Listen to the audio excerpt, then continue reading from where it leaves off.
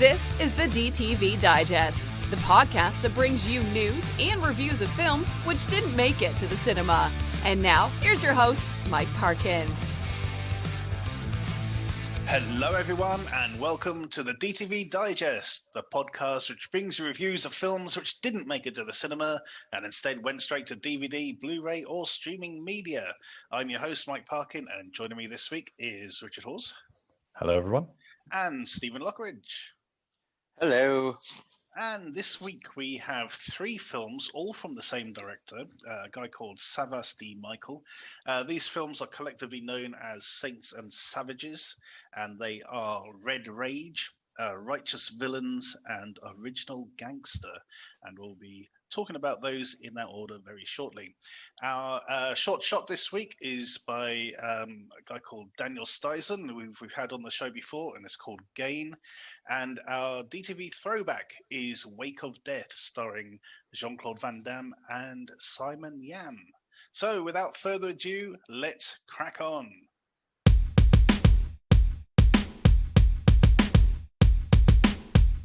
Our first review then is Red Rage.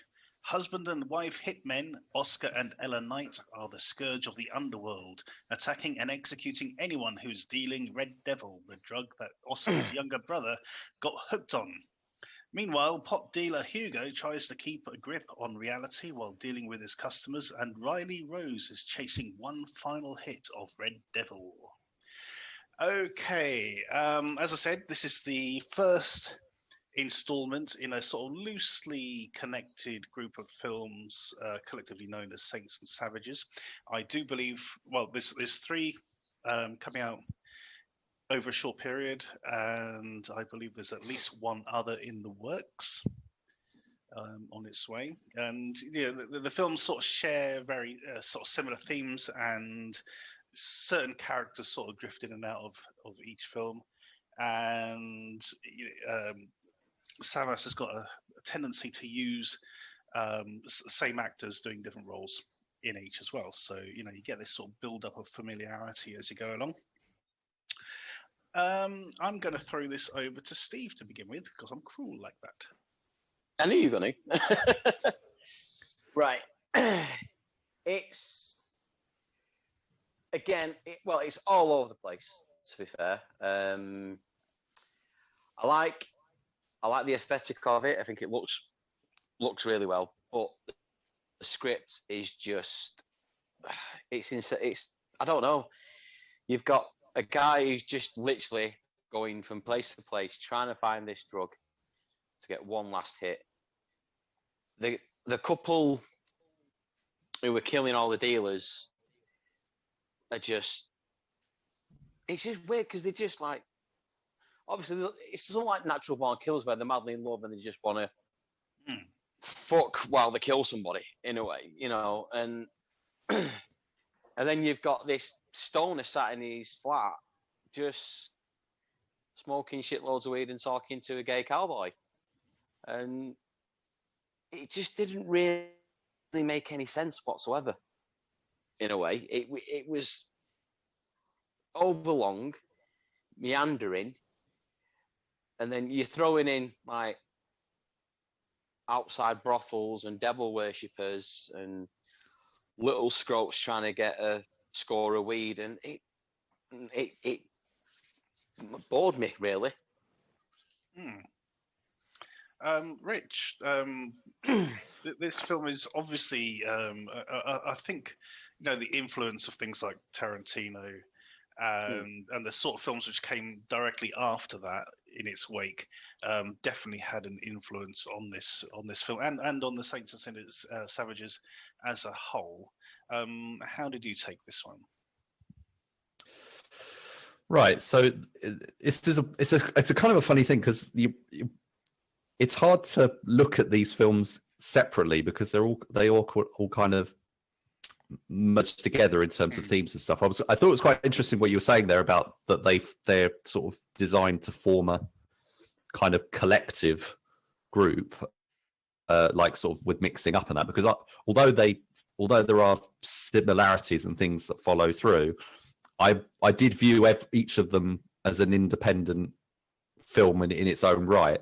I didn't realize that they were intended as a trilogy or anything. So that's I'm not sure if that works. I mean, I know this is the oldest one, and the thing is, I watched this one last. This was originally called Red Devil when it was made in 2019. So it's taken a fair while to get it released. As with all of these films, which are being released digitally, I think there might be some DVDs coming out, but I can't find listings for them. But they're all coming out within a few weeks. You know, by the time you're listening to this, they're possibly all out.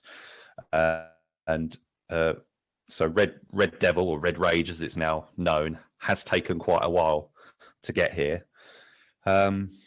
But yeah, so to get back on track, so I was watching them on online screeners, and this film is particularly dark. And when I'm watching films on my computer, even though my brightness settings are up, sometimes a dark film is just impossible to see. So I couldn't see a lot that was actually happening in the film, apart from when the neon lights are up and everything. But what I did see and what I was listening to, I thought was quite, yes, it is very Tarantino-y kind of. It definitely got the Natural Born Killers influence going on and stuff. But I did find it quite stylish and engaging to an extent. I mean, we've got things like Steven Berkoff turning up for a long monologue. It's not the only one of these films that he'll turn up in, and there was always something entertaining happening, and I quite liked the sort of the quest for this this Red Devil drug, and the guy playing the addict in particular, the sort of the main character one. I thought it was a good performance, definitely. It was really, he's completely screwed up, and the lengths that they'll go to get a hit and everything. I thought that was really interesting and engaging. So yeah, it's basically these deranged characters navigating this nighttime world, and although it's something we've seen before, I think it's quite interesting. But it is quite interesting. But I agree with Steve that it is a bit too long. It certainly is, and it doesn't help when you've got these fucking monologues going on. I mean, that whole thing with Steven Berkoff when he's got, talking about his a previous life and all this sort of stuff. It just goes on forever. It really does. And I want to talk more about that sort of thing later on when we discuss Original Gangster later. Yeah. The characters, I mean, the concept of Oscar and Ella going on this rampage because basically Oscar's younger brother Billy has got addicted to this Red Devil, and he can't find him, and out of some form of sort of revenge, he's on this rampage to get rid of the drug completely. That is a brilliant idea. That is a great concept. And there's a line in the film where one of the drug dealers basically says that this Red Devil drug, it was given by the devil, and now the devil's taking it away again. It's sort of like got you hooked, and now it's taken away. So it's this double sort of like agony, basically. The fact that you're an addict, and now you can't get what you're addicted to. Anyway, so there's this sort of interesting sort of metaphysical element to the film, because they think they're on a mission from God, basically, because Oscar had some sort of vision, and and he's basically looking for a reward from God for killing all these people in his name. That sort of thing I can get with. That's fine. But then you have this stupid thing where Ella, his wife, gets really aroused when there's sort of death and destruction going on, and so basically stops mid heist so they can fuck, which is just like, it's just so outlandishly stupid, basically. Famke Janssen played Xenia Onatop in GoldenEye, who had a similar sort of thing. She got off on sort of violence and all the rest of it. At least she managed to keep her pants on within a fucking mission. Absolutely ridiculous. Jamie Cruz, the guy who plays Riley, the addict, and he will be popping up in our next film that we're talking about. I found his performance was so good, it was basically unwatchable. He was putting so much pain and agony and a level of patheticness to the character. He was difficult to watch, which was a testament to him basically. But yeah, I'm sure there's a certain level of authenticity there. But yeah, it was difficult to watch. The character. So is that the guy playing the? That was the guy playing the drug addict, the main one. Riley. Yeah. Yeah. Well, he was in the director's previous film to this, which was Smoking Guns, which I'll mention more probably a bit later. But he was he was a proper like geezer kind of character in that, and he was really good in that as well. He's like he inhabits those kind of roles. Very well, Yeah, so I think there is stuff here to like. Vaz Blackwood is Vaz Blackwood in this one? I can't remember because again they bleed together. I'm not sure. Was because I like. Let me have a look at the cast list on this one. Yeah. So Vaz Blackwood's in there as a priest, Father Barry Clifton. Right, yeah. We've also got Ian Reddington as Hugo, who's the sort of the drug dealer guy growing marijuana or whatever it is, and he's in like a room under blue light basically the whole time, and then other people are under red light, and that's it. There's lots of lighting stuff going on this. Yeah, it's aesthetically really well done. Yeah.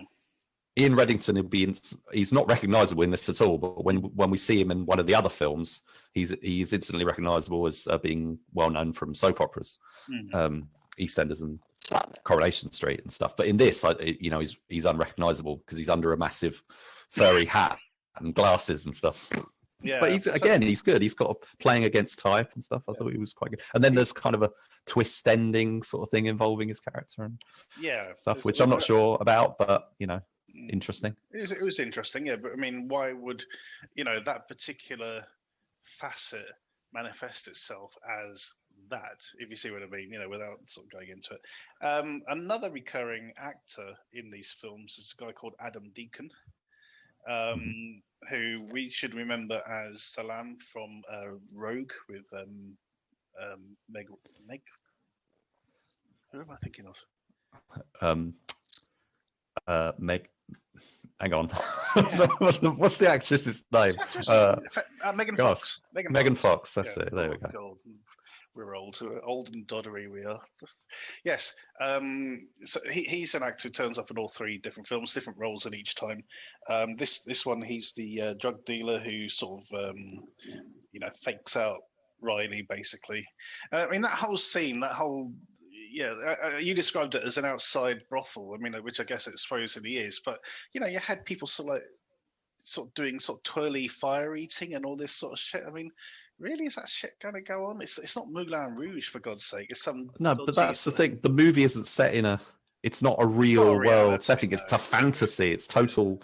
It's like a dream, like haze, sort of like. I guess that's supposed to be reflective of the whole drug theme. Is that it's like it's kind of a drug fueled, ride or experience that he was trying to. The reality was probably like a take the viewers on or something. Yeah, that is what you walk past and went, oh, it's a fire eater. Ooh. Anyway, yes, you're absolutely right. But it is. I mean, overall, I think this film is too long for its own good. Scenes go on too long. The whole thing with this sort of, the actress playing Ella, she reminds me of I forgot the name of the actress in Modern Family. Sofia Vergara. Yeah. Yeah. Absolutely. She reminds me of that character, basically, which is quite amusing. You can imagine Sofia Vergara telling her husband to sort of kill somebody because he looked at her funny. But there you go. One of the other things to sort of highlight that this brings up, I mean, there's two things actually I want to mention. One is that it says a motion picture by at the start, which seems a bit. It was a bit, but then there's also the use of music, which is very key in all the films that we're going to talk about. But there's bits like incorporating Ave Maria in here, which I think also is another tune which turns up in in a later film. Yeah. He's got this interesting sort of grand classical music kind of to sort of operatic as a dark counterpoint. aria Yeah, to the- operatic. yeah, Yeah, sort of thing going on. yeah. Yeah, Yeah, that was it. Aria. Definitely going to be talking about the music in the next film. That's for sure. Mm-hmm. Anyway, so this is our intro to Saints and Savages. How did it get on? What are the scores on the doors? Starting with Steve. I'm going to give it a 5 for this one. 5 out of 10. Okay. Yeah. Rich. I'm going to give it a 6. I think there's enough style and sort of derivative, though some of it may be. There's enough style and interesting stuff going on that I think it is. If you're into this kind of film, these sort of fantastical gangster kind of tales, I think it is quite intriguing. It's quite an interesting film. Not necessarily always successful, but interesting. It looks really good. I like the sound design as well. It's always does my heart good when a film production actually bothers to have proper gunshot sounds, which this does. Despite this sort of whatever budget they had, they actually went out of their way to sort of say no, we need proper gun sounds, which is really good. It goes on too long, as we said. Some of the characterization doesn't work, but overall, I agree with you, Rich. This is a 6 out of 10.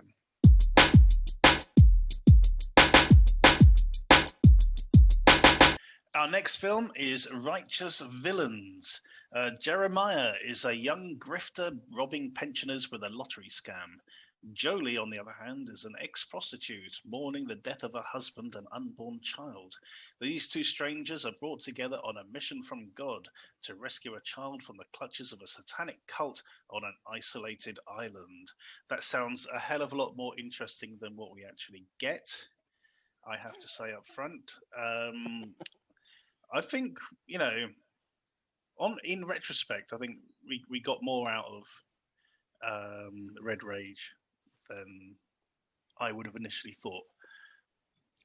But this film, on the other hand, words fail me, to a certain degree. They really do. This, if we thought that Red Rage had script issues, oh boy, this.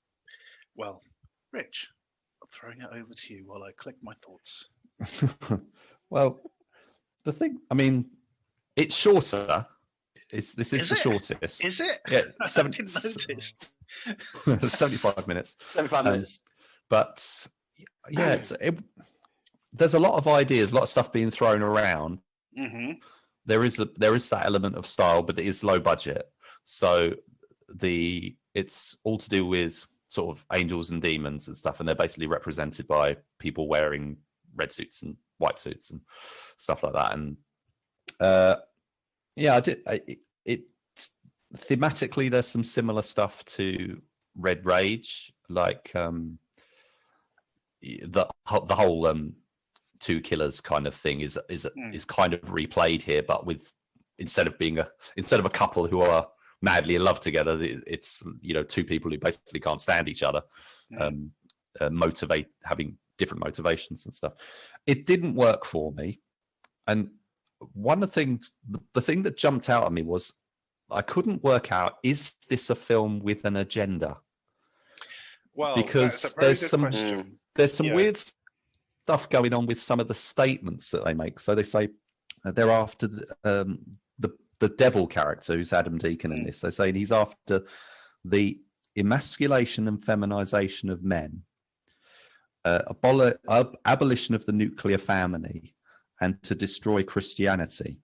And this is reinforced with a thing that comes up on screen where it says that the character wants to ban gender, reduce testosterone, legalize pedophilia, post-birth abortions, eradicate faith, remove the home father from the home, and a topical one, this, help the East defeat the West by creating and spreading coronavirus. And I was trying to work out, is satire? Yeah. Is it satire? Yeah. Is there something they really that the writer director Savvas D really believes is a threat. You know, it's like if you say that these things are, you know, the emasculation and feminization of men, he's really saying that like it's a really bad thing.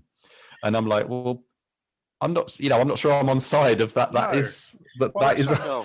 That seems to be quite a transphobic kind of, a homophobic kind of statement. Absolutely. To me. There's also, again, in original Gangster, there's another scene quite like that as well. Me Too thing, in the graveyard. Yeah. And like I said, I think it is a satirical notion that he's going for, but it's so heavy-handed. Yeah, it's like might as well slap you around the face with it. Yeah, but like saying abolition of the nuclear family, like that's like that. That was sacred and it mustn't be. That's such an old-fashioned notion. Yeah. I mean, think of that's. I know it's supposed to be the devil sort of destroying that, but is it so bad that thing is just the way they're positioning it? It's like that's the worst thing that could happen. I mean the stuff like legalized pedophilia and post-birth abortions in particular is like obviously ridiculous, but you say it is ridiculous, but the thing is that's the sort of thing that the extreme right will say that that's what's next. Once you legalize abortions, then this is what's going to happen next. That's like euthanasia and exactly. Like that. But I mean, there's a whole sequence. Go on. It made me uncomfortable, basically. That which happens quite early in the film. It's like just that kind of that notion that he was putting out there, and it was like 30 seconds of the movie. Like passes through, and that just I had to go back over it, and I was like, "Hang on a minute, what are you saying here?" I felt very uncomfortable with it. I don't blame you. There's a whole bit later in the film where they come across a kangaroo court as well, and there's a female judge sort of residing, and it's like sort of people sort of being sentenced to death for stuff like I forgot what it is now. Just bring me a sec. I can't remember myself. Yeah. So crimes such as sexism basically gets you sentenced to death, and as they come across it, so their tour guide basically says, it's payback for years of male oppression, and it's difficult to sort of see what it's obviously satire, but who is it aimed at? That's the thing. It's weird. Well, that's what I was thinking. I mean, is this what woke is all about? Because I don't get the woke thing. Is this what that's about? No, not really. I mean, this is. No, okay. I don't know what woke is, so I don't. Woke isn't a thing, basically. All that's but this is it's like it's either saying we're laughing at the right because this is what they think the left is, or we're laughing at the left because this is what we believe they are, but it's difficult. And as that bit you mentioned, it's like, well, it kind of sounds like this is like really sort of like extremist sort of right-wing politics.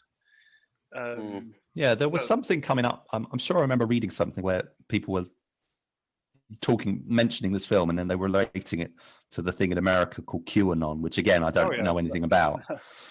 Yeah. Oh, you should. You really should. It's good for a laugh. It is good for a laugh. It really is. Yeah. But So on a different note. Yeah. Okay. No. You continue with the politics. No, I was just putting it to bed actually. So okay. Yeah. So all we're saying is, all we're really saying here is there is an attempt at very heavy-handed political satire, but it is very difficult to actually sort of see who he's actually aiming at. So, the quote you had at the beginning skews it one way. The kangaroo court kind of stuff later sort of, it makes you sort of go, yeah, you're joking, right? You're having a laugh. You must be having a laugh. This isn't actually what you think. But who knows? Really, at this stage, I have no idea. Anyway, back to the film itself, Rich. Yeah. So what I wanted to say was, the film is advertised with 3 names above the title, starting on the left with Gary Dudan. Now, or Dudan, I'm not sure I pronounced right, but basically he's barely in the film in typical sort of, get somebody who's sort of a recognizable name, and and they're not actually in the film very much. So he appears. He's got like one scene where he does a little bit of a. I don't know where he comes from, but he basically kills he takes out a pimp, and then he goes off with the girl, and then they develop a relationship, and that becomes quite significant as the story unfolds.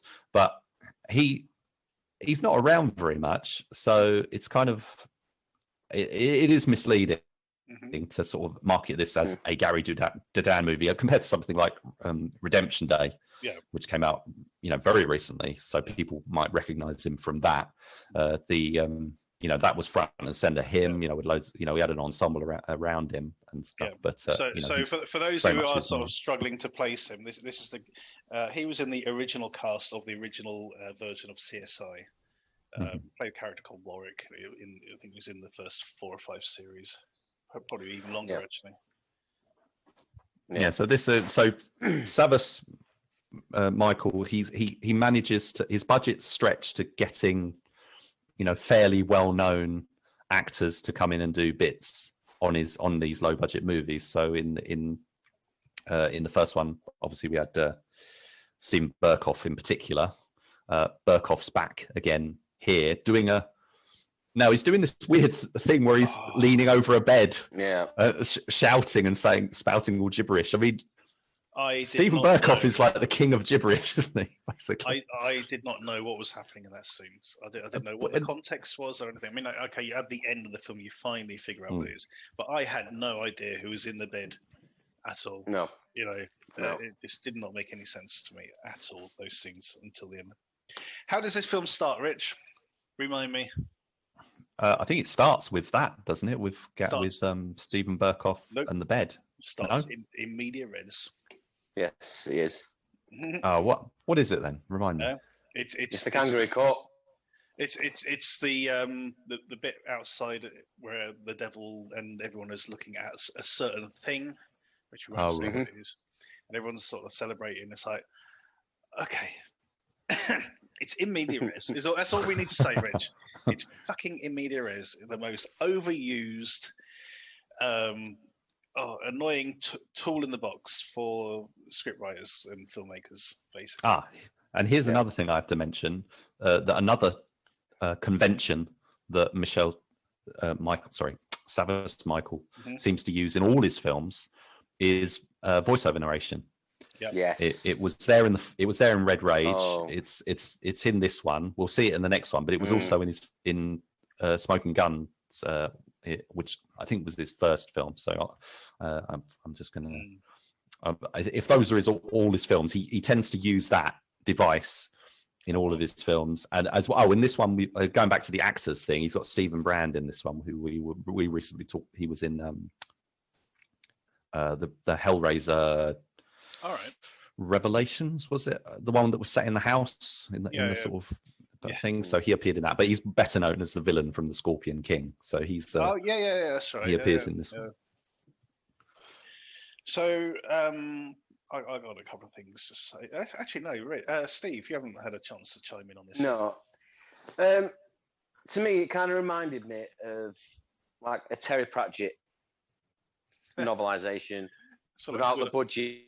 Yeah, without the stuff. I mean, I'm not a fan of Terry Pratchett. I've tried the books, I've tried the TV adaptations. Does nothing for me whatsoever. And Nav did this. To be fair, I thought, like I said, it's 75 minutes. It's too long. It's an absolute mess. There's all you've got is a woman and a fella going around. She's just effing this and effing that, and you cunt and all this, and it drove me insane. It really did. I just couldn't get on with it at all. I don't blame you. It's got this theme of religion running through everything. There's, even like Red Rage, you have the devil worshipping scenes and stuff like that. And this, obviously, it's battle of good and evil. But one thing I will say is it's a total waste of time. No, because you take them two characters out of it, you take their quest out of it. Yep. Nothing changes. Nothing changes. Yeah. At all. I despite. But this all kind of comes back to the point I was saying is like, it's kind of like, what is the point? What is he trying to say with the film? I mean, it seems like it's a film that's trying to make a point, but I just don't know what it is. I don't think he does. I really don't. Yeah. So Jamie Crew turns up again as Jeremiah in this one. He's the guy who played the drug addict in Red Rage, and when we meet him at the beginning of this one, he's pulling this scam of the postcode lottery, which I thought was actually, it was horrific, but actually quite decently done. It shows what a scumbag he really is, this character. Preying on these sort of pensioners and things, convincing them they've sort of won thousands of pounds just so he can break in and nick stuff. So he gets that sort of intro, and we sort of, we realise that this guy's all about the money and sort of wealth. That's his motivation. Then we get this woman called Jolie, who turns up, sort of shooting at people and stuff. When we first meet her, we get this lengthy sort of flashback scene, which is where Gary Dudan's scenes are. Basically, he plays a character called Mickey Monroe. The problem with these scenes is this is supposed to be her flashback. This is her background information, and the camera is purely focused on Gary Dudan. He is. It's all from his point of view. Yeah, she is a secondary character in her own flashbacks.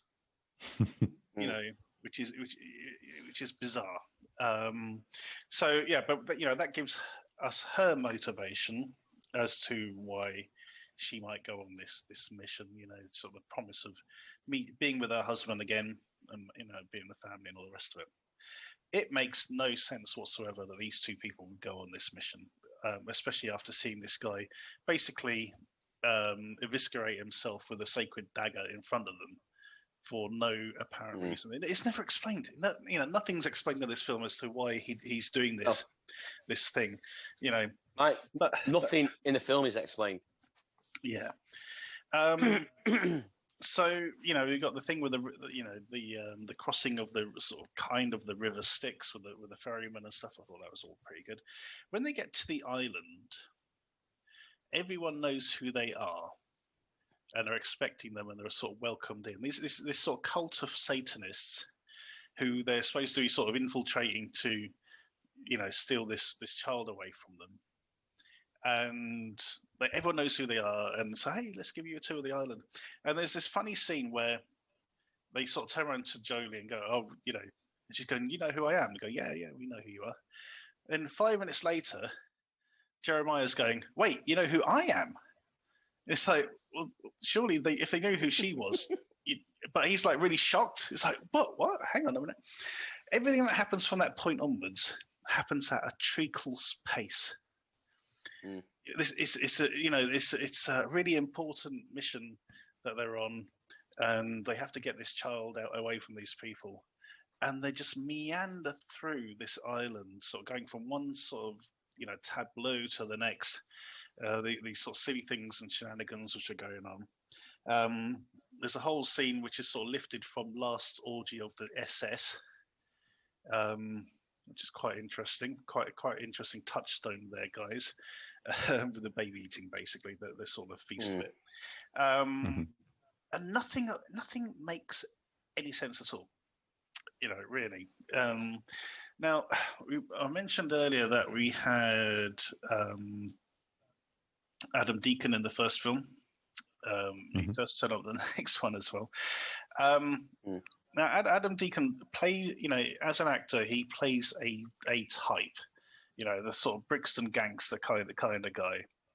And he does all that sort of stuff really well, I have to say. What he doesn't do particularly well is the devil, as he is here. This is the devil as realized as a Brixton gangster. And it doesn't matter how he changes voice, how deep you make it, it's still got that Brixton sort of, you get me, bruv, kind of thing to it, which is just like... Which is like really bizarre. That was pretty good. Thank you. It reminded me of like Jared Leto playing the Joker. you know, that kind of style. Yeah. I just couldn't get with it. Yeah, no. The whole thing is just weird. It really is. But not in a good way. Not in a good way, I have to say. It just does not work, unfortunately, this one. So let's throw it open, guys. I'm going to lead with this one. I'm giving this one a 5 out of 10. Rich? Yeah, I think an on the fence kind of 5 is kind of good for this one, because I'm not sure whether I think there's some creative stuff going in there, but yeah, it is just hampered somewhat. And yeah, whether there was originally a longer cut or something that maybe explained things a bit more, but I think the not having the money to sort of develop some of the things that they're introducing, and the whole confusing thing about, you know, the satirical nature of the film, or what it's trying to do, just sort of confounded me a bit. So yeah, I think I'm just going to go for I'm leaning towards a 4, to be honest, but I'm going to go 5. Yeah, I mean, at best, it's a very heavy-handed satire without a focus. At worst, it's some very dodgy, toxic politics being displayed here. Steve,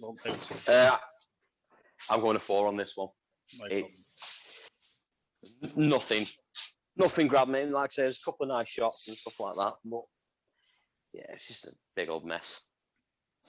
Absolutely. Yeah. Okay, so that is a 4 and 2 5s for Righteous Villains.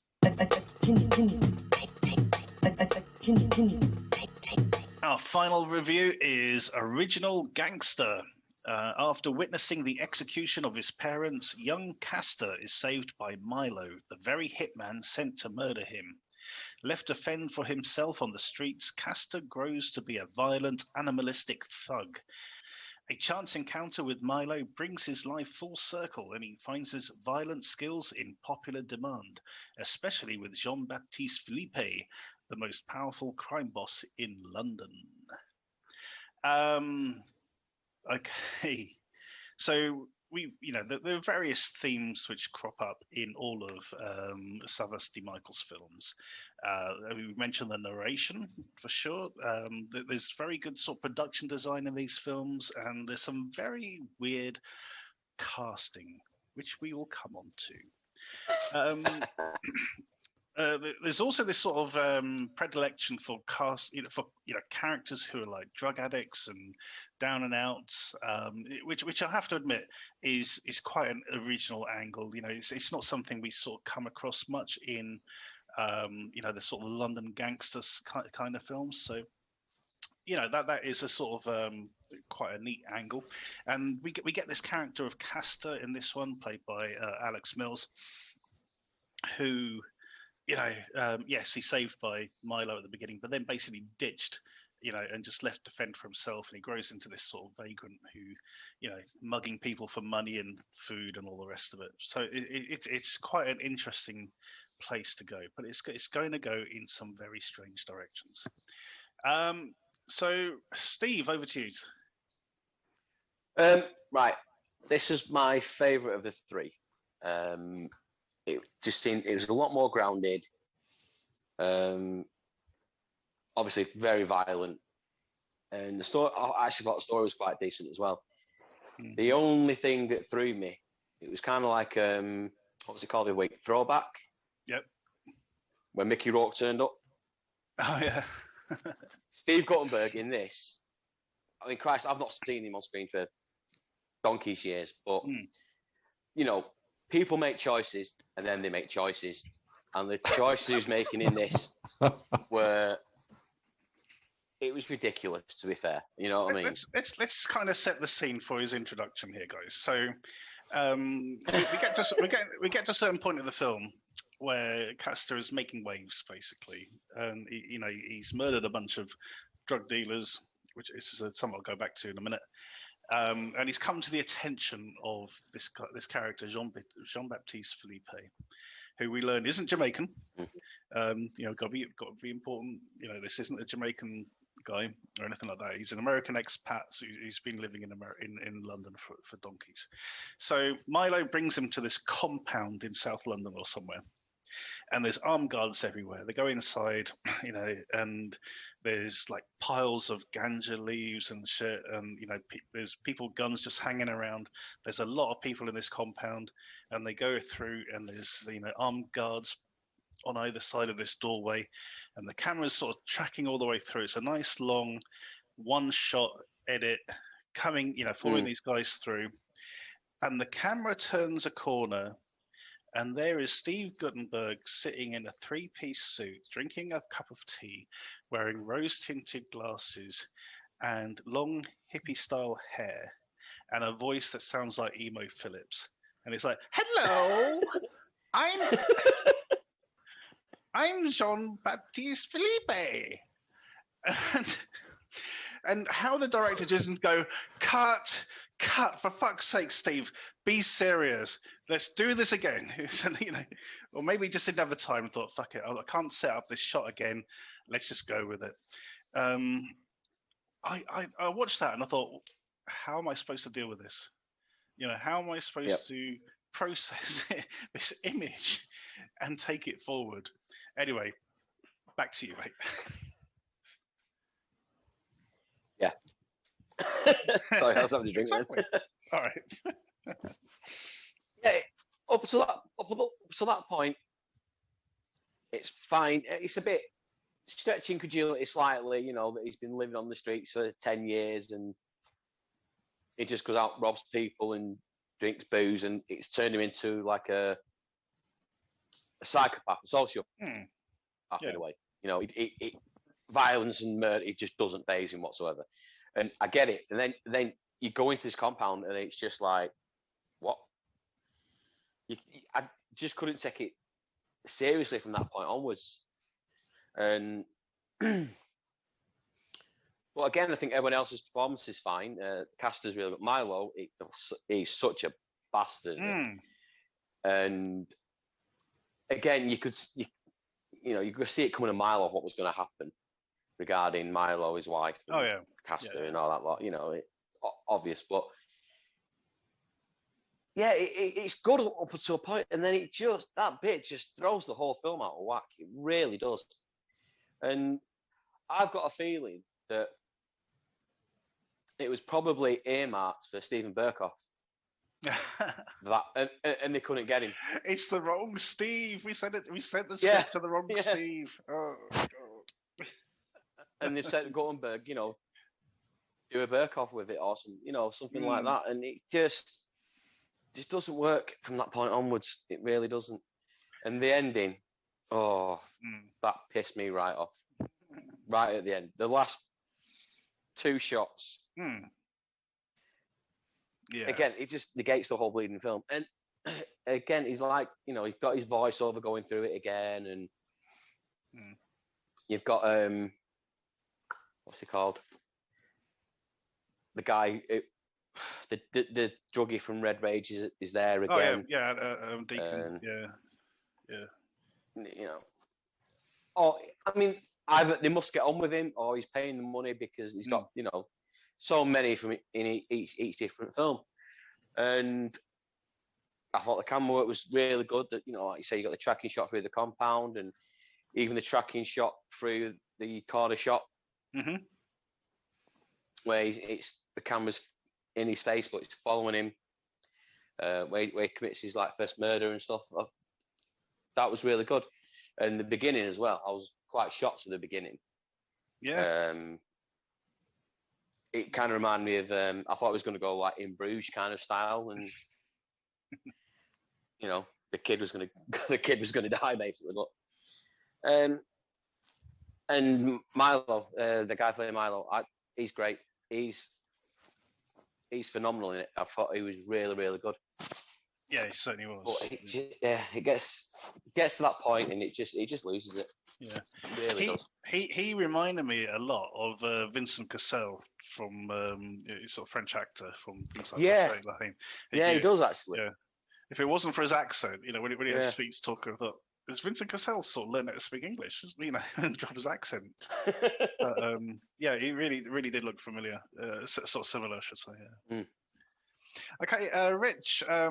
So Steve's pretty positive about this one. How about you? Well, this was the first that I watched, so this was kind of setting up things. Now, the thing that has to be mentioned first is how the film is being marketed, which is with a poster of a guy, just sort of, a picture of a guy, but he's got loads of weapons. He's just covered in weapons. They're all over him.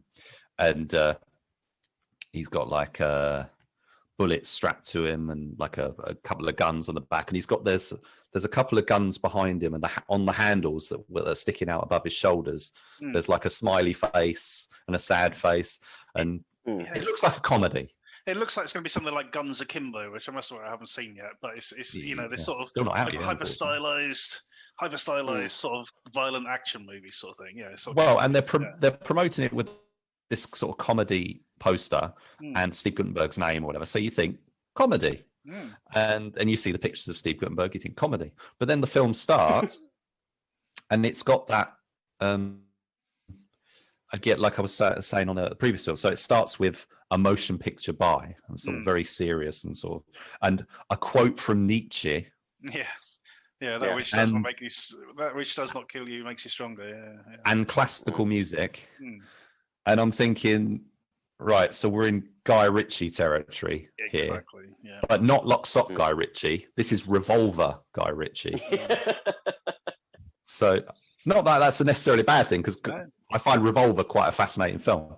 But the style of it and the aesthetics that he's going for has seemed very much. Now, when after I'd watched these three, I then went back and watched Smoking Guns. That is also that's Lock, Stock. That's very Lock, Stock influence. And they've even got Dexter Fletcher in the cast and that one. That's quite good. And these two act like quite a good pair together. They're very similar in a lot of ways. This one, the canvas is much wider. The other one was sort of mainly focused on a bookies, and that's a good story. And that also has that Jamie guy. Sorry? Did you say Snatch or Lock, Stock? Well, I thought it was more like Lock, Stock, but then again, Snatch was basically Lock, Stock, wasn't it? So Snatch was essentially a big budget version. But yeah, so I mean, it's quite funny to me to think, it's been like 20 plus years since Guy Ritchie was doing. So the whole Guy Ritchie Tarantino thing is still getting copied, even now. But yeah, so that seemed a bit old. I was like, what am I getting into here? Okay, and it's like really serious opening. I was like, this isn't going to be a comedy, is it? It's like, so then it starts feeling. It's got that kind of Revolver and also kind of Layer Cake. I know that's Matthew Vaughn, but it's kind of an offshoot. So the rise of a gangster story that's happening with this one. It's all very well worn. I wasn't so sure on the voiceover, the Alex Mills's narration. When that kicked in, I was like, oh, not sure. Well, the thing, not sure about this. I agree because he sound basically it is quite monotone, and it's almost as if it's like David Beckham reading the script, But I think he's in character, because Castor is this sort of very. We said he's from his emotions and things, he's very much shut down, and he's a very sort of stoic sort of character. He's quite nihilistic. He doesn't seem to care if he lives or dies. Really, it's just what happens, and that sort of really comes across in the voiceovers as well. No, so so his character and that was fine. I thought it was quite interesting. And then obviously Milo, the serial, because this is what made me think of Revolver, because in Revolver there's the bit with the killer bloke who's wandering around and he decides not to kill his target, he instead kills the other. I think it's like Stanley Tucci or something, if I recall correctly. That's what that made me think. I might be completely misremembering the film, but I don't think I've seen Revolver. I'm getting, not? No, I think I've skipped that one. What's the one with Joel Butler? Oh, that's Rock and Roller. Oh, Rock and Roller. I did. I skipped Revolver. I must admit. I have to watch that at some point. Yeah, you should check it out. I mean, stylistically, it's interesting, but it's like you won't follow what's going on at all. Yeah, it just kind of ends. It's weird. But anyway, so Ian Reddington from who was the guy growing the drugs and stuff, who I said was unrecognizable in Red Rage. He's Milo here, very much recognizable as the guy who was in Coronation Street and EastEnders, obviously done lots of other stuff. He's really good. But what I liked about what they did with his character was he saves the boy as this like little bit of potential sort of redemption for himself. But then he obviously he abandons the child. Yeah. And when they're reunited later, he is probably the worst father figure that Castor could probably have. And he doesn't make any, he's not affectionate to him. He's kind of like, he saved his life, he's done his bit, that's it. And he's just going to go back to being like the worst human being in the world. And again, this was kind of played into the second film because I wasn't quite sure to an extent about the film's gender politics. And the bit in the cemetery. Yeah, some of that, and even at home when the way he was treating his wife, and I was like, are they? Is the film kind of condoning that behaviour to an extent? I mean, I know by the end of it, it isn't, but I was a bit uncertain for a while there. But I thought that was quite interesting that they, the way they play with that dynamic and Castor not really, intervening to kind of step on the toes, to get involved with he's got sort of keeping out of it in a part of way. He's just not really connected. He doesn't realise that maybe he should or anything. Exactly, because that's the thing is that it must be sort of relatively confusing for him as a character because he's put Milo on this sort of pedestal, the guy who saved his life sort of thing, and then sort of trying to reconcile his other actions with that action. It's kind of weird. Yeah, that's an interesting twist. Yeah, the other thing was that they sort of really drive home the difficulties of Castor's childhood. So not only has his family's been killed, but then like a guy comes up and says, "Oh, little boy, do you need some help? Yeah. And it's like, oh, come on. Leading that. I mean, it doesn't go into a terrible situation or anything, but it's kind of hinting at it. Yeah, could have done. The way he's just, he's a victim. He's vulnerable, and it's that whole the victim becomes the bully kind of thing, where he becomes worse than the people who have been bad to him because of how much he's just become desensitized to it and had to survive and stuff. So I think there's some interesting stuff going on here, which is different to the usual kind of gangster movie formula, of which this is very much following in. But then they go and Steve Guttenberg comes in. So getting back to Steve Guttenberg again, who's basically in a completely different film. And that's when it sort of really kicks off into the sort of layer cake-ish sort of typical Guy Ritchie fashion, in which you meet larger than life characters. And it's I mean, I didn't mind it. I didn't dislike it, but I did think that it was, as Steve said, he's made some choices there, and they are his choices. But I think I mean, at the very least, you say this has got Steve Guttenberg noticed, and he's doing a lot of. He's been very active in promoting the film and everything. It's kind of a big deal for the film to have him involved because he's created this character that's caught people's eye, and he's getting impressive about it and stuff for good or bad, you could say. But that is a feature. It's kind of a key feature, but it's from a different movie. Is the sort of weird nature of it. There aren't lots of other larger than life characters in the movie. They're all quite gritty characters. It is, and he's kind of the only one that's a bit loopy. Maybe you're right. Maybe it was supposed to be a Steven Berkoff because it is kind of that kind of crazy.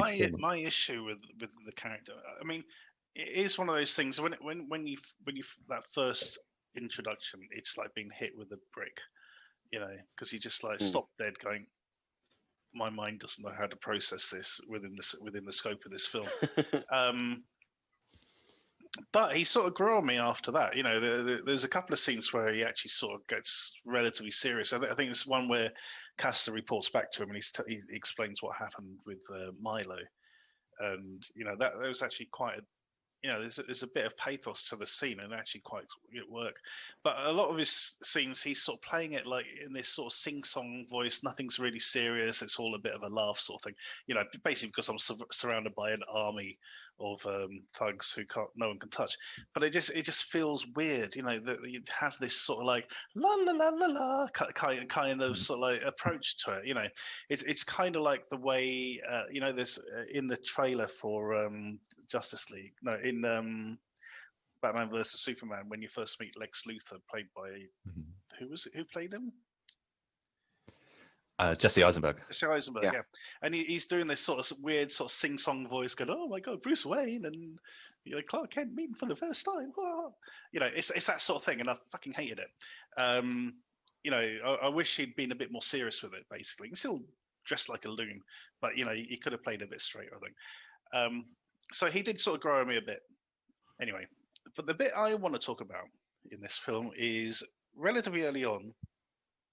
Castor is given a kilo of cocaine by Milo to go and sell. He hasn't a fucking clue how to do it.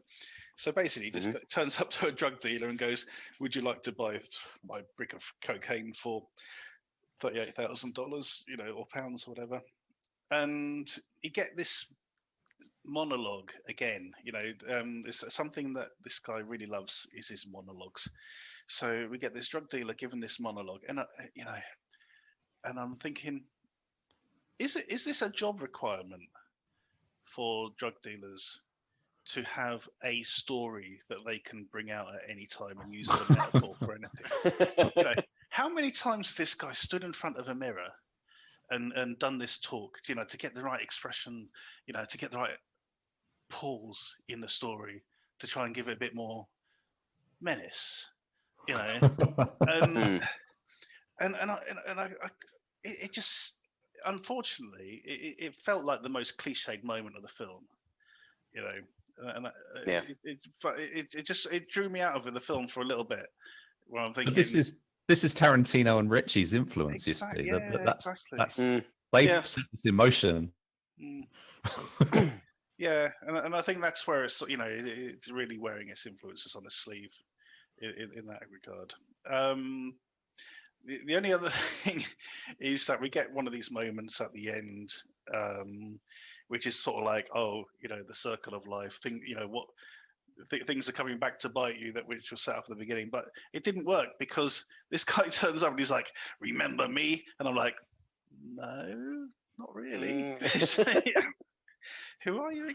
You know, and it wasn't until this guy had driven off again, I'm going, "Oh yeah," you know, I can in a way I can kind of imagine Cass doing the same.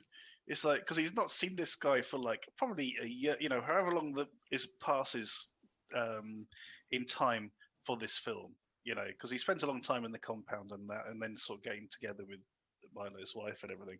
So, you know, a good few months have passed, and suddenly this guy turns up in a taxi and goes, "Remember me?" And you know, Castro will be going, "No, I don't think so. I'm not very good with faces, mate. Sorry." Yeah. But anyway, but I think you're right, Steve. I did recognise it, but I thought it was a bit, you know, it was kind of a bit. Oh, that's convenient to the story that he would so-called this particular moment and all that sort of bollocks. Yeah. But this is certainly a more polished film than the others, that's for sure. I think he's certainly, you know, there's definitely improvements here. There's still room for improvement, for sure. Yeah, some good sort of gunplay going on. You know, some brutal executions. Again, some good sound effects, which make it sound a lot more expensive than it probably is. I think it's always worth spending a bit more money in that department. Something that Ross Boyask will definitely attest to. You know, you get some decent gun sound effects in your film. Otherwise, pop pop doesn't really work. Yeah.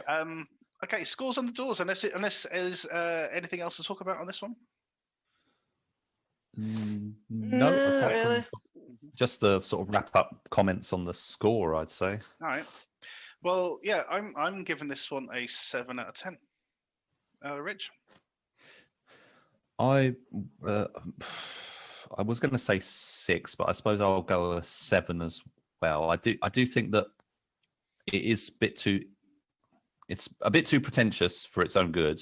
Yeah. But if you get past that, then there's a decent story here. Fans of British gangster movies, people who watched like Nemesis recently, I think would enjoy it. I think they'll get a lot out of it. Yeah. Yeah, I think they would. I think there's a lot to enjoy here, but you do have to kind of get through that. His propensity for sort of like grand operatic arias and stuff. It's just the soundtrack. I mean, the soundtrack is very in your face, isn't it? To kind of phrase. I mean, this is an hour and 50 minute. It's an hour and 50-minute movie. Yes, it didn't have to be an hour and 50 minutes. They didn't have to have that pace. It could have been trimmed down, made a bit more fast paced, stuff like that. So 7. Okay. Cool. Yeah. And Steve? Yeah, I'll go 7 on this one. Like I say, I thought it was the most enjoyable out of the 3. Awesome. So 3 7s for Original Gangster. Now, before we wrap up on this section, I just want to sort of see if anyone's got any thoughts about I mean, we've had to sort of crush these 3 films in the space of a week, which is quite heavy going. Let's face it. For one director to sort of get used to his style and stuff. So, I mean, as a sort of collective, whether or not they are meant to be a collective or whatever, has anyone got any sort of final thoughts on the films as a whole? Don't bother with the first 2. Oh no, I disagree. Even though I think people should watch Righteous Villains. We had to, so everyone else has to. But but I think there is entertainment value to be had from it if you're in the right frame of mind and the right quantity of alcohol. I think you could have a bit of a laugh at its expense, and it will generate a lot of conversation. I think it's probably not what it was designed for, but I think that is there, and I think Red Rage, for its faults, there is some interesting metaphysical sort of themes running through that film, but neither film really works as entertainment for its own sake, whereas Original Gangster, I think, does. Even though it's a stupid name for the film and a dreadful poster. Yeah, it's a stupid. I think it's been interesting having this crash course of films by Savvas D. Michael, because I wasn't familiar with him prior to this. I find it interesting that it's come to the point where he's had to set up his own distribution company to release them all finally himself, rather than, I presume that they haven't been available previously. So Red Devil being the first of them from 2019. So which means the last film, the film he made prior to those, which was his first film, Smoking Guns, was the only one available until now, basically, as far as I'm aware. And I think you view those films collectively, and I think what we've got here is a very passionate, very interesting, very influenced British filmmaker. Is doing it, not necessarily always successfully, but doing very interesting things with conventions and things we're familiar with, and some good British actors and obviously imported actors as well. So he's definitely someone I'm interested in, and I will watch the future films that he makes, because as I say, Smoking Guns I think is a good little film. Yeah. And I think Original Gangsters works well with it. The other two are much more experimental. Red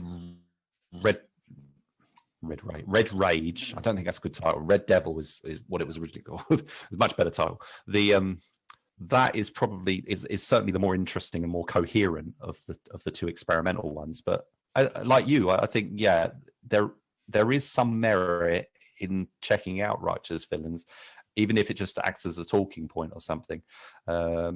His next film is, I believe, going to be The Bezonians with Vinnie Jones and also Marina Sirtis. So that should be interesting. And after that, he's got another one lined up, also with Marina Sirtis and Stephen Burkoff again, called The Phantom Warrior, which apparently has also got Dean Cain. That's in, apparently, according to IMDb, that's in post-production. And it's the origin story of a masked vigilante, an immortal soul, Nemesis Knight. So sounds like a comic booky kind of, comic booky, Phantom of the Opera kind of thing. Well, the thing is, Oscar and Ella were called Knight. You know, that was their surname. So, okay. So, you know, it could. It could be a tie. It could be going full circle.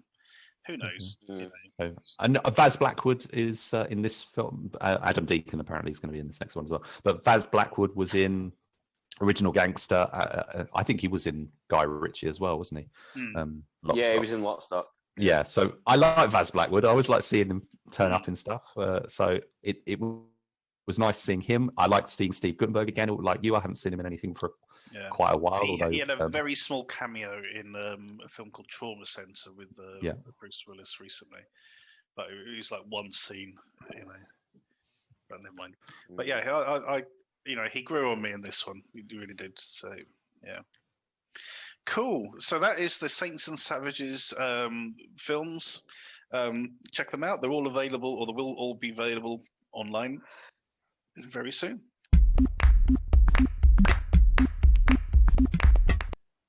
Our short shot this week is Gain. Daniel Stizen plays a bodybuilder who is obsessed with gaining muscle at the cost of his relationship with his girlfriend. Unfortunately, guys, I didn't get a chance to watch this properly, so I'm going to throw it over to Rich to begin with. We've spoken with Daniel Stizen in the past, and he is a bodybuilder in real life, and he's been trying to develop his own productions. So he when we spoke to him, he'd made a film called Retribution, where he was playing a homeless man who I think he ends up rescuing someone. He was kind of trying to use it as a springboard to like a proof of concept thing. That doesn't seem to have happened. But it seems around the same time he was working with the same director, Nick Wall, to make this film, because I think this was, say, shot around a similar time. But you know, over the time, it's only just now coming out. It's come out in February. It was released by, directed by Nick Wall. It's a very different kind of film to Retribution, but in a lot of ways very similar. So, whereas with bodybuilders and movies, you often get the positive side, the big, the Rock kind of stuff, the big heroic characters. Stizen doesn't seem to be interested in doing that. He wants to play damaged characters, which I think is quite an interesting way to go with it. I mean, Retribution was a bit actiony, but Gain is a very serious drama, and something a bit different to what we would, what we've seen, a lot of the sort of short films that we've seen lately, especially from people involved in the action film world. Stizen is a stuntman and stuff. He's worked on various, superhero movies and stuff. And this one, he's really willing to lay it bare, literally. I was quite impressed with, his courage, and, he's not shy. He's not shy about, I mean, obviously he's a bodybuilder, so he's not shy about his body, but he shows like, he's he gets naked in the film, and he's showing himself as somebody who's very insecure, and desperate to look good for social media and stuff, and really trying to measure up. There was a documentary called Bigger, Stronger, Faster a few years ago, which was all about these guys who pack themselves into gyms and stuff because they want to be the next Arnold Schwarzenegger. You know, all these people who are inspired by him, they live in the vans and stuff, and a lot of them don't make it, and that's what this story is. It's the story of one of those guys who doesn't make it, and the costs of that.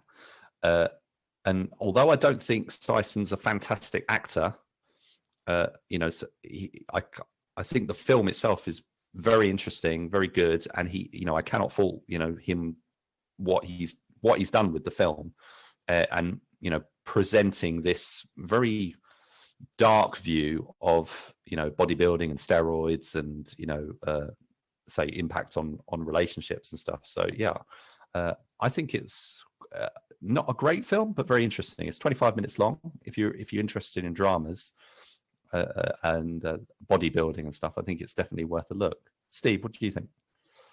Yeah, I agree with you.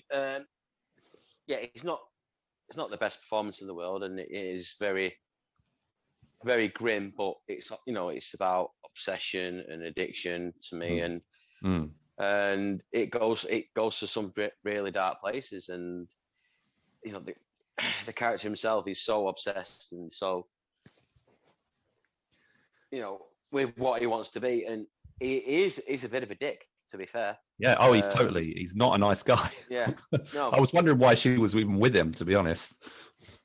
Well, I mean, you know, she turns around and says, well, I'm not really happy, and he says, you know, I think we've got a good relationship. We talk, we eat together, we have sex. That's a good relationship. And it's like, mate, no, it isn't. It really isn't. You need to sort yourself out. And expect, you know, the final shot just shows how self-obsessed and how, you know, addicted to doing the bodybuilding. He doesn't care about anything else. It's just him, you know, doing what he's got to do and sod anybody else. And I think that's, like I say, that's shown in what happens in the final shot right at the very end. And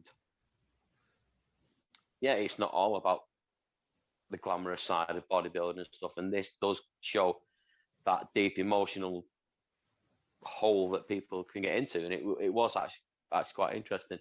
Yeah, there was a film recently with Craig Fairbrass called Muscle, which I haven't seen, but I presume this might work. You know, if people are interested in that film and they enjoy that film, that this might be an interesting film to watch with it, or, you know, sort of a related kind of theme, because that's another, as far as I know, it's another film that's quite a serious drama set against that world. Yeah. Did you get to watch any of it, Mike? Just little bits. I sort of watched the beginning and the end, basically. So that, yeah, the harrowing moment at the end was. And I have to admit, you know, the actual makeup effects they did for that scene were really good, and it made it very uncomfortable to watch. But yeah, I mean, as you say, you know, he, from what I've seen of Daniel Stizen stuff, he, as you say, he's been involved in some of the sort of superhero stuff as sort of extras and, you know, some minor cast characters. He did turn up in Justice League for a brief scene. I think in the sort of the Age of Man. Snyder Cut. Yeah. The Snyder Cut, basically. So, but yeah, as you say, he's more interested in sort of developing these sort of darker characters, sort of, you know, less clean cut sort of people, which is very interesting, very very commendable. He's got I think it's a feature that's apparently on the way called Last Man Down, which has got a really cool looking poster on IMDb. It's a sort of a post-apocalyptic kind of story. I'll be interested in which it would be, I believe, his first proper lead.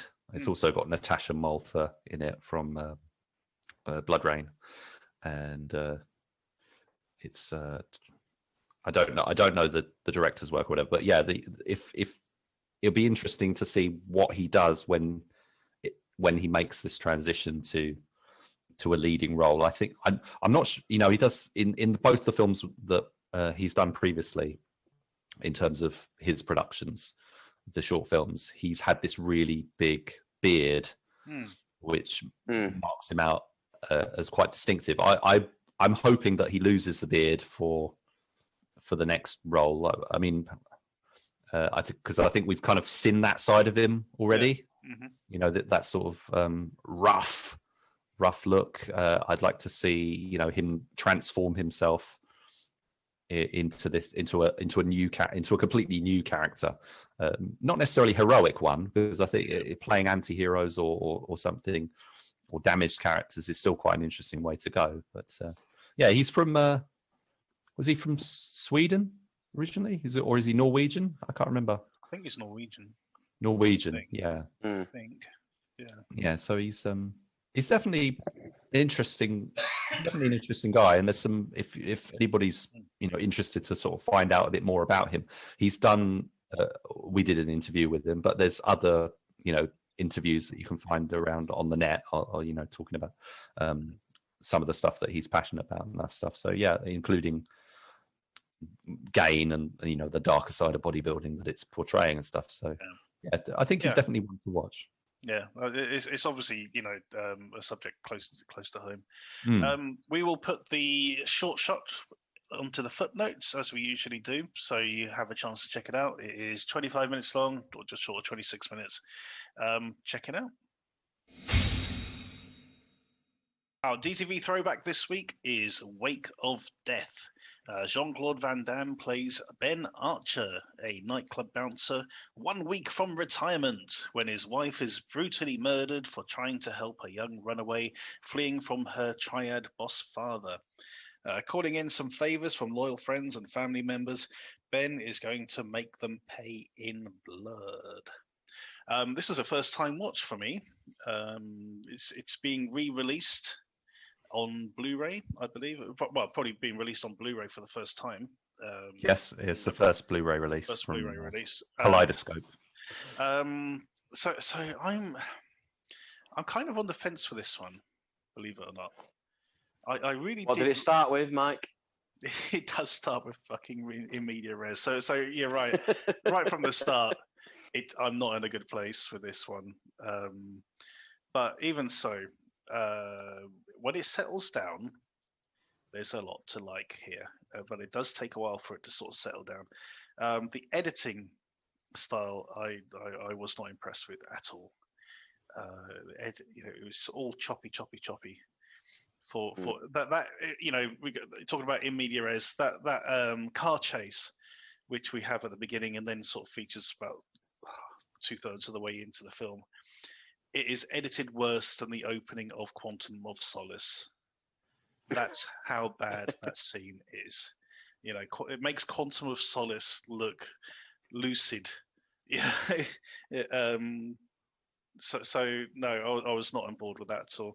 In fact, I didn't realize at first that the two kids were in separate cars because of the way it was edited. It just was not clear. You know, I'm thinking he's pulled the girl out from the car. What about the other guy? The other kid? He's still in there, surely. But anyway, that's what made this film work is the violence. This film is wonderfully violent. It really is. And there's a brilliant scene. One thing this film does really well is marry up really quiet, introspective moments with loud, bombastic violence happening straight afterwards. So there's a scene where Ben Archer's at home, trying to come to grips with the fact that his wife's been murdered and he's really morose. And all of a sudden, this guy comes through the window with a samurai sword, sort of, you know, chopping at him, and it is just so sudden and so, you know, shocking. It's just a brilliant sort of cinematic moment, and it works really well. So you know, you do get these sort of flashes of brilliance all the way through the film, which I really enjoyed. Steve, how about you?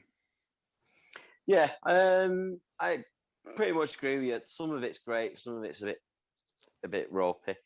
The violence is quite shocking, to be fair.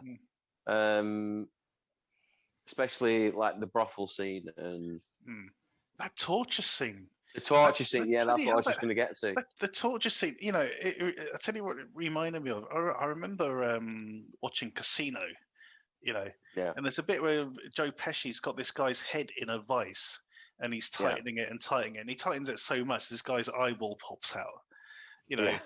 And I remember, you know, as sort of people I knew at the time watching it, going, "Jesus, Vinny, calm down, yeah, just take a breath." Yeah. But this is like even more intense than that.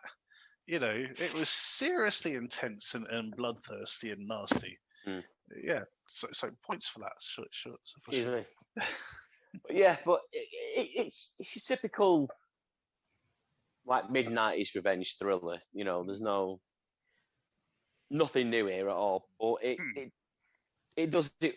Some of it does well. Some of it's a bit ropey. Like you say, the car chases. Yeah, it's edited with inches. Like, and also the motorbike chase as well. Through them all, I thought that was a bit over the top, really. To be fair, some of it, and then I just thought the ending was a bit sudden. You know, they attack him and his brother attack the boat, and it's all going off. Then it's done, and it's one that, does he live? Does he die? He probably does live, but it's not really confirmed, is it? And then that's it, done, dusted. Happy basically. days, you know, crack on. Yeah. Rich, I'm assuming you'd seen this one before, so this is a revisit for you.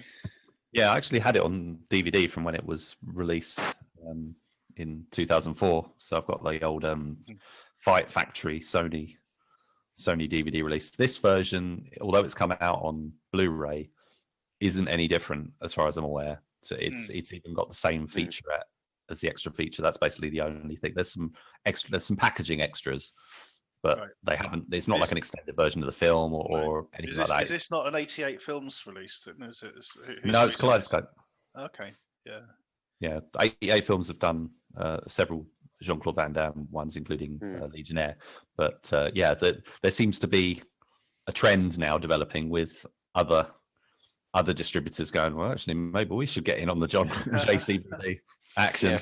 And so, Wake of Death.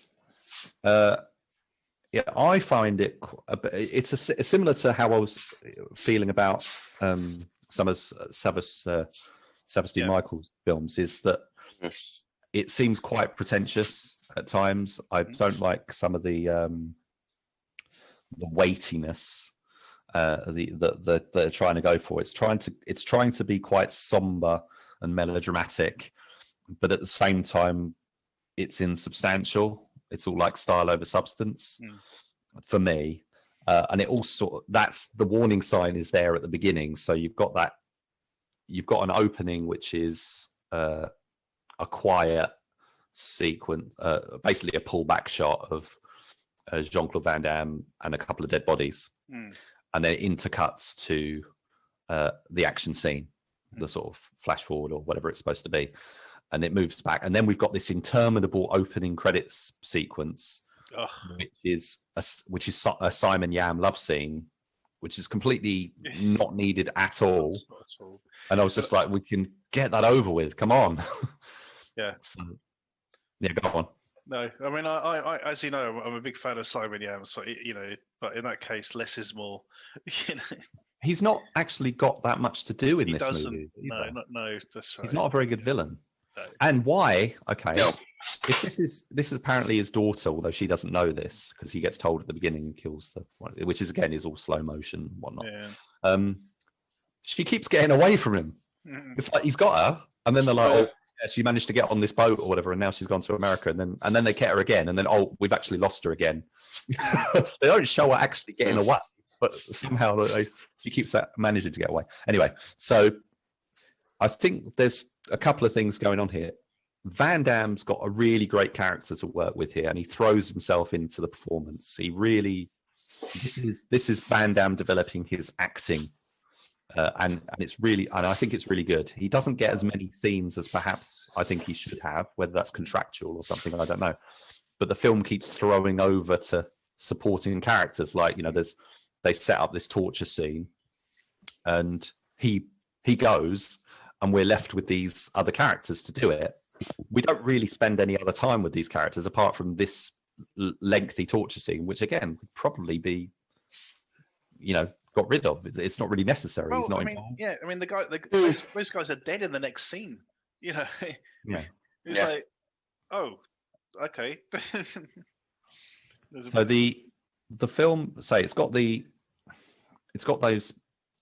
style and whatever, which I don't like. I do like the dramatic scenes with Van Damme, although I don't think there's enough of them. And some of them don't work, like he meets the girl and he gives her the moose and stuff like that. I think that was his choice because that's meant in the making of feature. They were talking about how to do that scene and stuff, and they decided to go for the no dialogue approach. I don't think that works, but the other thing is the action. There is some really good action. As with most of the film, you mentioned it already, Mike. The editing just completely. I hate all the over stylized cuts and whatever. It's completely not necessary.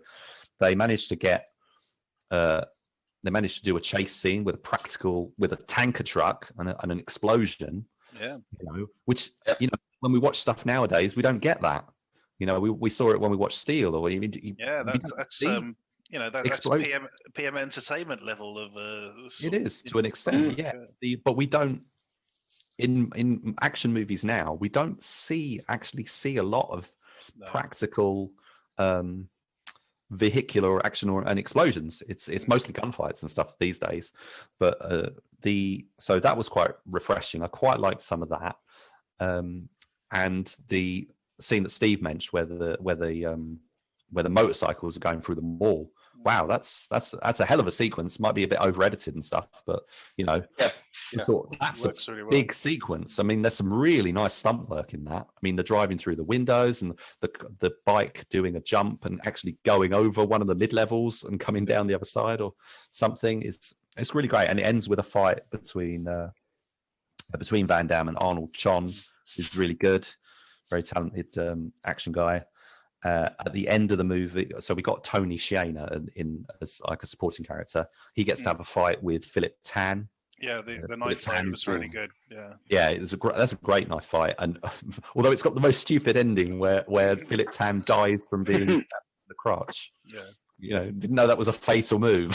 I mean, it might put him into the shock, but I don't think he'd be dead. But, so also it's more the help that it does when it happens as well. Yeah. The little girl, I thought she was fine. Yeah. One of my favorite things, I mean, the film that comes to mind now, it's a film that I haven't seen for a very long time, so I might be misremembering it. But in this film's tone and style, it made me think a lot of Crying Freeman with Mark Dacascos, which is another kind of slow burn, tortured soul, stylized action film. I'd like to see it again at some point if I could, but I wasn't a fan of it then. It's not the kind of one that I like. But just to sort of round out my comments, one of my favorite this was one thing. There was a quote, there was a line that Van Damme gives, and I'm pretty sure he got it wrong, but they didn't want to tell him, or they didn't realize, because his wife, the whole reason that his wife gets killed is because she brings Simon Yam's daughter home. And he says to his wife, so you brought your homework, huh? Yeah. Instead of saying, so you brought your work home. It's like, well, that's obviously wrong, but did they not want to tell him? Or so anyway, but the other, what I do like about this film is that Burt Kwok's in it. Yeah, that's right, yeah. But he has nothing to do. He's like in it for like a second. He was in Kiss of the Dragon around the same time. He had more to do in that.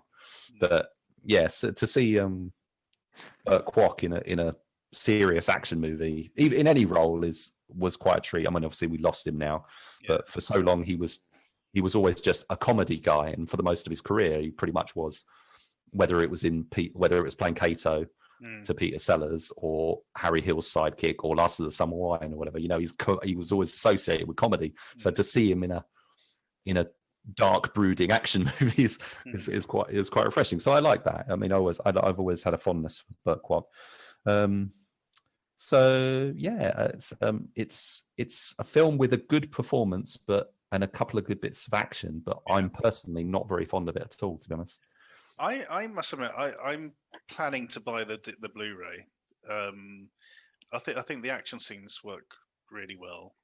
Basically, the action scenes come across like it's almost John Woo if John Woo had the worst editor in the world. Well, it was supposed to be. The original director was Ringo Lam. Ah, right, yeah. And I'm not sure at what point. I don't know how much of the footage Ringo Lam actually shot before he left the project. Yeah. I'd like to think it was the action sequences. Yeah, he'd like to, especially the brothel scene. The brothel scene was really well done. Yeah. Really enjoyed that. So, yeah, as I said, I think there's enough interesting stuff going on. You know, the fact that he's relying on his brother and you know, in the cop and things like that going on, gives it an interesting element. So yeah, I like that side of it. The fact that he can sort of rely on these sort of loyalties and things, just in his sort of quest for vengeance. So yeah, so yeah, I think this is due out in July. Is that right? June or July? No, well, no, it's out. Is it's it already out? All right, Yeah. I didn't realize. Yeah. Okay, in that case, So. I'm pretty sure it's. I'm pretty sure it's already out. That it came out at the start of April. All right. Well, it's on my watch list, on my shopping list, I should say. Any other comments for Wake of Death before we wrap up? No, I'd say no. Just basically see it for Van Damme, see it for his performance and a couple of really cool action scenes. Don't go in expecting a great showdown with Simon Yam. That's all the Simon Yam stuff. Unfortunately, is a bit of a damn squib. But Koenig has a good fight with Philip Tan. So there's some good action in here. You got the obligatory Van Damme arse shot as well. Yeah, there is a bit of that. But yeah, this is pretty solid, I thought, overall. This is a first watch for me. I must admit, you know, when Van Damme sort of switched to DTV, I didn't see a lot of his films. So things like The Order and Derailed? I think it's another one of his. I haven't seen any of those from that period. So this is the first one. So really? You should definitely watch The Order. Yeah. Don't. I mean, Derailed is terrible. Although it's got some. I don't know. There's some interesting things in there, but it's really, really rough. Then there's stuff like Second in Command, which is just so bland that you even forget it completely. It's just like not memorable at all.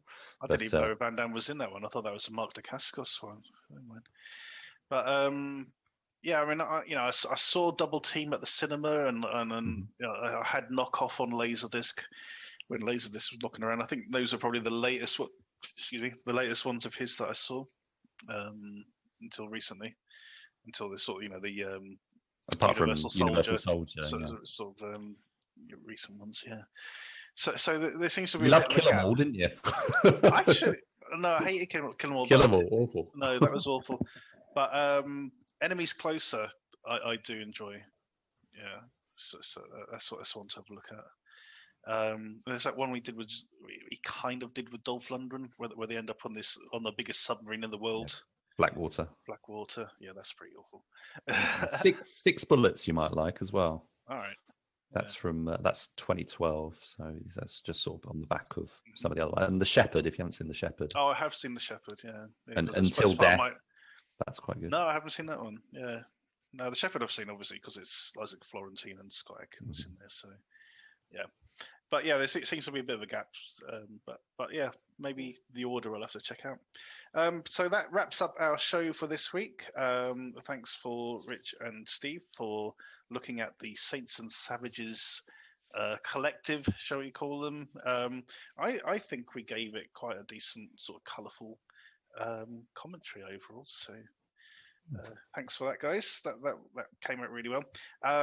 Check out Daniel Stizen's film Gain. It will be in the footnotes, and the trailers for the other films will be there as well. Other than that, you can check out our Facebook and Twitter pages for the DTV chart and other new release information. And also our Short Shots podcast has now got its own Twitter page as well. What's it called again, Rich? DTV Short Shots. If you look that up, we're just posting recommendations every day at 8 o'clock. Yeah, so each day we'll be recommending a short film for you to check out. So thank you for listening, and tune in again next time.